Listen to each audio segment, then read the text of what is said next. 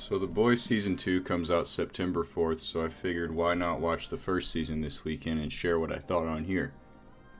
It kind of looked a lot like Suicide Squad, and I was one of them in the small majority that liked Suicide Squad. I thought that it was an enjoyable movie, and I'm happy to say that I was blown away. I did not expect it to be anywhere this good.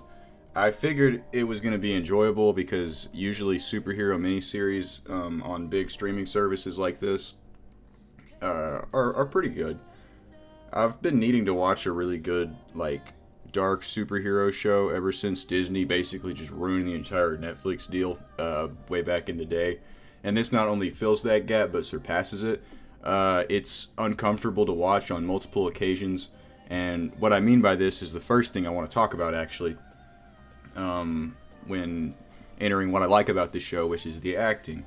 And the acting is fantastic. You feel as if you are there with them. While I can't say I support the actions of every character and at all times what they're doing, I'm like, yeah, I can see them doing that.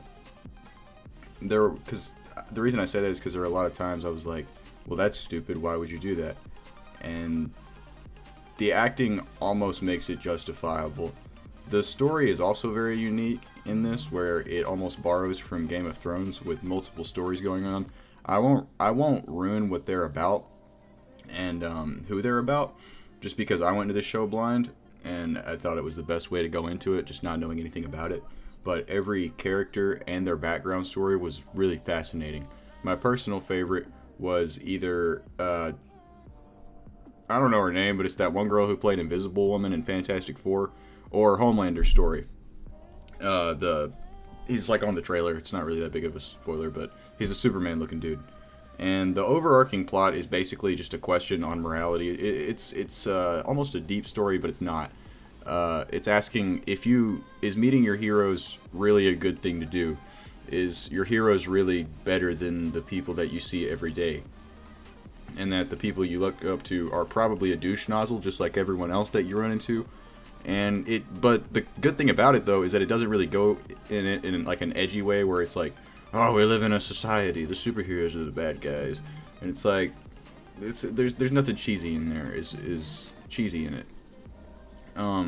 Instead, it tells an extremely personal story, like I said, with the multiple stories of different characters. The best way I can describe it is, remember how on The Last of Us 2, when they really wanted you to go, this character did a bad thing, but maybe they're cool. Let me see their point of view. I would really like to see their point of view right now. And then forced you to play and then watch stuff that you had no idea what was going on, you didn't care about at all, because it was just a character that you had no interest in. It basically does that, but instead of trotting you through hours of tedious just chores, essentially, it's directed and paced in a way that you're actually interested in why the bad guy did the bad thing.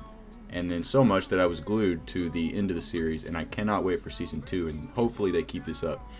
The problems that I have with the show aren't ginormous, but big enough to notice that they're there. There's a few scenes that are kind of useless in a sense, where something really intense happened, and it almost felt like the director wanted to calm the audience down because it was like, oh my god, that was a really intense scene. And then you didn't know how to go about it, so they just threw in a few scenes of just people talking and just about nothing that furthered the plot. It was just useless. And I guess the argument is that they wanted character development, but it really just felt boring. It's mainly noticeable in the middle of the series. And another problem I found was some of the characters have really awkward chemistry, and I say this like they act like they are best friends in this world, but they've only known each other for a day or maybe 2 days at best. And it's not with every character, but it usually popped up in the last episode or two, and it made it really hard to take them seriously. And then I guess every movie does that to some extent, which I get. But in team building shows like this, when you have to press the idea, and then the whole show essentially, where you've just been pressing this idea of, oh, this is a super realistic world, and this world is extremely harsh, it makes it really noticeable, and it makes it really difficult to suspend your audience's disbelief. But yeah, overall, there wasn't hardly any complaints with the show. Super hyped season 2 is coming out soon, in 4 days, probably sooner than that. But yeah, it's basically just great value Suicide Squad, which I have no problem with. And it may be sooner by the time you're watching this. I don't know. But the final verdict for the show, I'd have to say, is an 8 out of 10. And yeah, solid 8 out of 10.